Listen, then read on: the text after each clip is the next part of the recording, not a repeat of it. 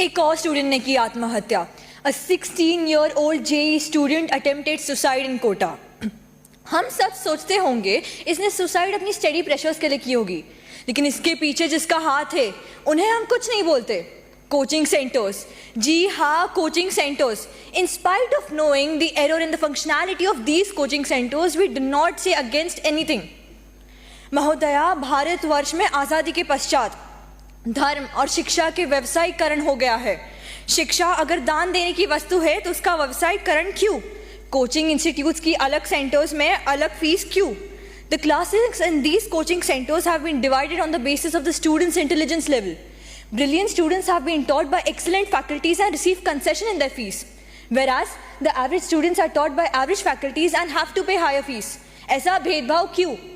जब सब स्टूडेंट्स का एक ही लक्ष्य है तो उनमें भेदभाव क्यों करते हैं? Malpractices have occurred. IIT Kanpur में मीटिंग 7 बजे से लेकर 7:30 बजे तक चली और उसके पश्चात ही ये घोषित किया कि IIT का पेपर कैंसिल है। मीटिंग पेपर लीक की वजह से हुई थी। पेपर लीक एक कोचिंग इंस्टीट्यूट के एक्स्ट्रा क्लास में लीक की गई थी। ऐसे कोचिंग इंस्टीट्यूट्स के वजह से हमारे दूसरे बच्चों का रैंक एंड स्कोर्स अफेक्ट होता है, yet we don't speak against them. The coaching centers should be monitored by the government officials. The coaching centers teach only core subjects to them, whereas the students have to appear for other languages as well.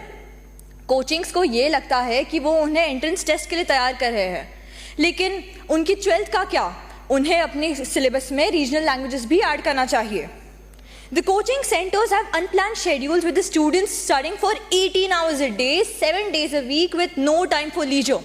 Psychology के हिसाब से a student cannot study for 18 hours a day without going into depression, which can eventually lead him to suicide and feel lonely. Government को coaching centres के लिए एक time table schedule करना चाहिए। In January this year, the Union Ministry of Education issued strict guidelines that institutions cannot issue misleading government's advertisements about guaranteeing ranks and good marks.